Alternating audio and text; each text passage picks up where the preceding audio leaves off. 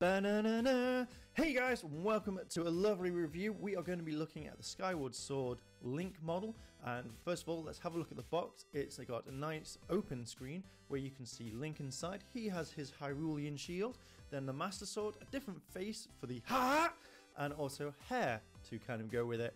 The box is really nice, opening up with like a sky thing, hence Skyward Sword, and then we have the big thing that says Figma, and it's number 153. We have in the gold little bracket bumper thing, which is Japanese text with a logo saying The Legend of Zelda Skyward Sword. So let's have a look at the rest of this packaging and let's jump straight into the review. On the side here you have a picture of Link and it looks absolutely amazing.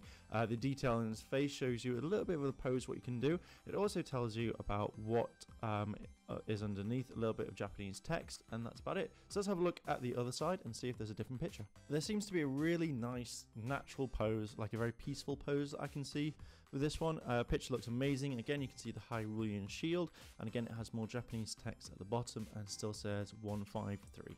So let's have a quick look at the back and then we can move on to looking at what's inside the box. But on the back you have multiple ways that you can pose him. One of my favorites is the one where he's holding the Master Sword to the sky, and also it tells you that you have the two faces, the one that looks like he's at peace and one where he's really angry, and I like his angry face more.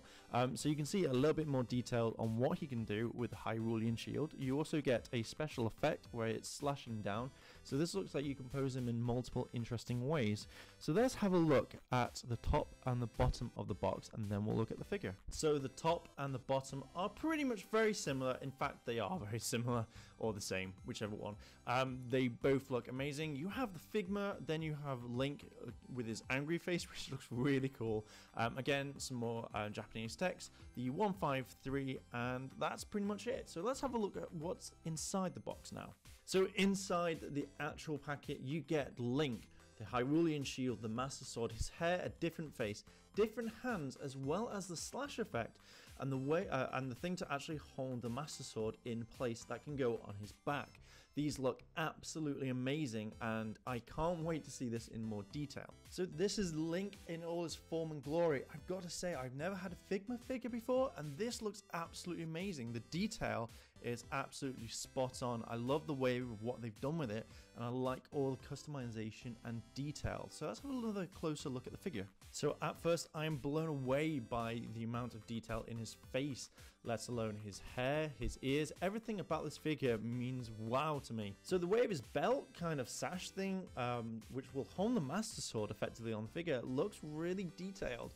The ridges, the curviness, everything looks absolutely amazing. His tunic is absolutely spot on. I'm very impressed so far and I am glad that this was my first ever figure that I've got. I'm looking forward to what they produce in the future and what they have later. If we look at the actual body itself, it looks fantastic with the belt. There's quite a lot of detail. Also the ball joints are quite like on his elbows because they blend really in with the figure. Rather than being like a different color like say black or red or whatnot, they actually really suits in with the actual arm itself. His gauntlets look absolutely cool, and also the gloves too. They look kind of unique and special too. As we look at his legs, his boots stand out really well. When you look at the soles of them, they're not just kind of brown like you think that they can be bothered with it, but it puts really a lot of attention to detail and looks very much like the game. Pretty much like the figarts that come out. Really, you've got the balls of the joints which can be moved, and also to move the toes up for those different poses that you want to do. I'm very impressed with the back of this figure. Not many figures that I know have had this amount of detail. When you look at his ears, he has his earrings or ear clips which are blue, and again they kind of stand out when you look closely. You have his sheath again which connects, and obviously with putting it onto his back it looks like it's fully connected with the armbands at the top just under the green. This looks amazing. The ball joints, everything. I really am impressed just with the top part of this figure. I like the back of the figure. It has a lot of detail in it and this looks very impressive due to the fact that the pouches look like you could definitely put rupees in or anything that he finds along his journey. When you look at the two holes on the back, you can definitely put the Master Sword or the Hyrulean shield straight on there, and it definitely gives it more of a impressive pose when you're posing him. We're also looking at the tunic as well. This stands out, and you can definitely see a line that's on the back of it, and it means that it could fold up or down if it was in real life. Again, the hands can move in any way you want because it's on a ball rotated joint system, which again makes it easier for him to pose either with his sword or just with his hands. When looking at the figure at the bottom of it, we can tell that the knee joints are the same color and not different colors like other toy companies would possibly put in.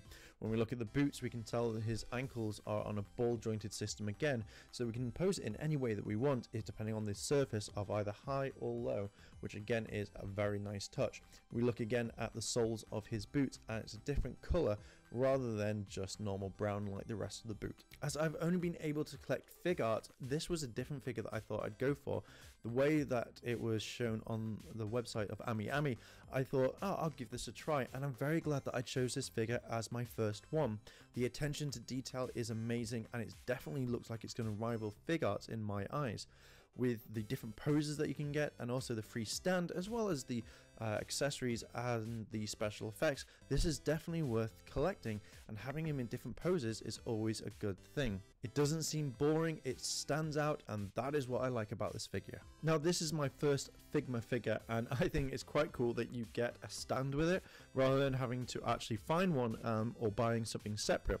So in this accessory pack thing, you get is your stand, different hands to hold either the weapons or to have different poses, the special effect, the Hyrulean shield, different hair, a different face, the sheath that holds the sword, and the master sword, and this all looks fantastic. The sword is a very nice blue and it has a lot of detail, and when you run your hand over the hilt on the handle, it's really rough, and it actually is a nice sword. Next we have the Hyrulean shield, and just gonna move that there.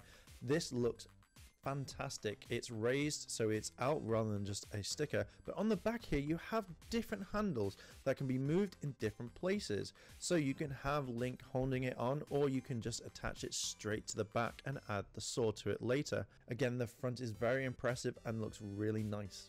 So when taking this away from the shield originally, I did find it a little bit flimsy, and it was a little bit annoying at first, but when adding it to the actual hand that I could grip onto it, it worked absolutely fine. Now we're having a look at the different dots where it can be applied. I placed it here because on the packaging it looked like it held to the side, so Link himself can have it properly rather than just dead center in the middle, but you can change it up if you want to. So I placed Link in a generic pose, but adding the Hyrulean shield and the master sword looks absolutely fantastic. This is definitely an action pose that would look amazing on a display, even from face on or to the side. Angling his head would probably be a good thing, or just literally a different pose in general, but this looks absolutely stunning, and I'm excited to put him in different poses so I can see what actually he can do. So I kind of wanted to try out the angry face, and this angry face kind of makes me laugh. So by having a look at the figure and how to take it off, it's literally pull his hair out, which you shouldn't really do to anyone, but this is Link, and then take his face off, and it looks kind of weird without his face, I have to admit.